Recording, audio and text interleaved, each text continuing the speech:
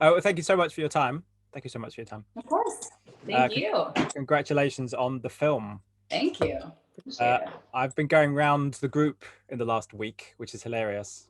Been going around. I've done you, and I've done Liam, and I've done Alexander, and a few other people in between. So The whole team. the whole team. Awesome.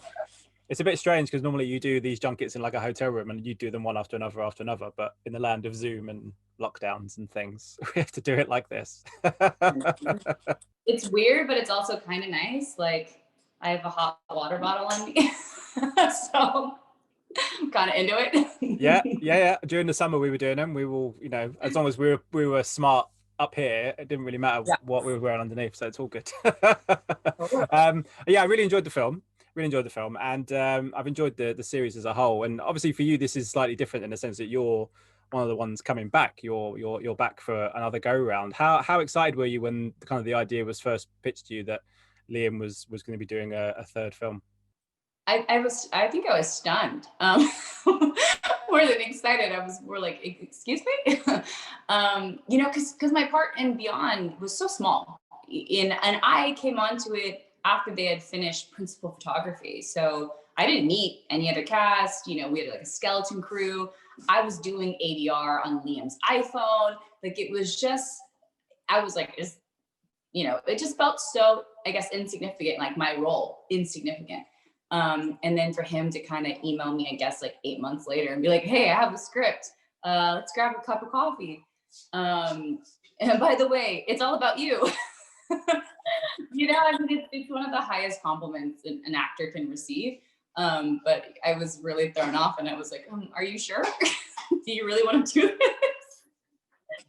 But yeah, it was very, very exciting. I felt very, very lucky and grateful to Liam. Yeah, that must be such a unique feeling, given that you did have a smallish role in the sequel, and then to come into this one, you're now front and center. I mean, that doesn't happen very often. Usually with these kind of sequels or trilogies, it's the hero or whatever who's in all three films, right? Like if it was a Spider-Man or something like that, or Wonder Woman or something like that, But for you, you've got this whole kind of genesis of a character. That's pretty exciting, I can imagine.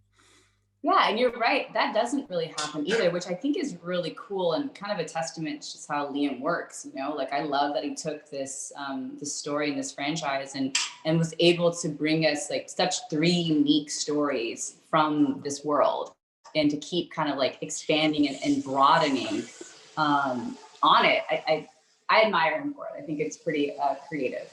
Yeah, and this isn't a shall we say a walk in the park for you. This is you doing lots of different things and getting very physical and lots of training, everything else. I mean, how early into the scenario did you start training for it? Because you got to do a hell of a lot of stuff in this movie. To be really honest, not a lot.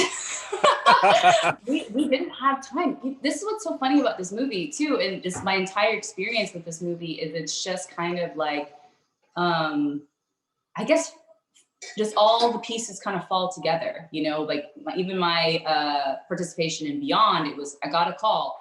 I happened to be in town. We shot on my birthday. Like I had food poisoning the night before. It was such a kind of weird instances, and it just kind of happened. And like when we did the third one, I was ready to go. We were talking about it in January, and then by March it was like the movie's off. It's not happening.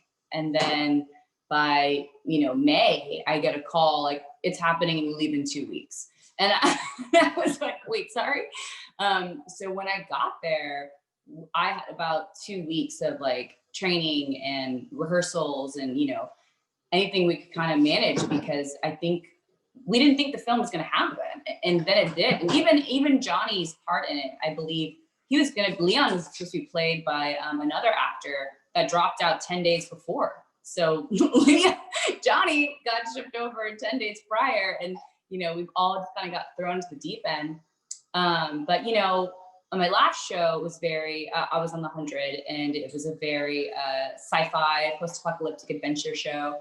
But my character in it is paralyzed. So over the time I was there, I was watching all like my castmates and friends do like really great, cool stunt sequences, and I was like, man, I just want to do that. So in my off time, I learned, I started training in Thai kickboxing, Muay Thai. and just kind of fell in love with the sport and the martial artistry of it. And also, I just think it's important as a woman, and any girl should know how to throw a punch and be able to defend themselves. So, it just was like a hobby. And I finally got to use those skills in a project. And I was just kind of, and build on it. And we had such a brilliant stunt team. I kind of laugh at Liam and I'm like, imagine what we could have done if we had time. So I'm hoping if there's a fourth, then, we could do some John Wick in it and train for a year and, really do something kind of cool. Yeah, and you say obviously it's a big kind of sci-fi action movie, but it's got a lot going on underneath. Not least the fact that you are, there's a woman as the lead and woman as the hero, and you join the likes, Sigourney Weaver obviously did it so well as Ripley and Wonder Woman, all these things. How important is it for you that these stories are told, that it isn't just what we expect from, when we look at the poster, that it's got a bit more depth to it in all sorts of ways? It just really excites me first that you said Sigourney, because that was my complete character inspiration, channeling Sigourney Weaver, Ripley into this. So I'm such a huge fan of her. So thank you. That made my day already. Yeah. Here's what's kind of interesting, I guess, my opinion of sci-fi, and especially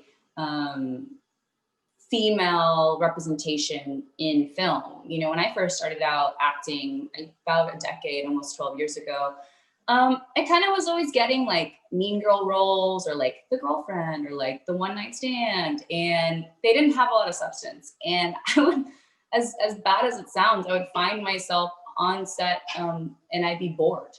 And I just realized wow, my acting isn't very good right now because I'm bored. And I'm not interested in these women. And no offense, it's just not where I resonated with. So kind of when I, got the audition for the 100 and didn't have too much of a sci-fi background besides liking, loving the Matrix and the Alien series and, the Warrior Princess, but not really connecting at all that this is this genre.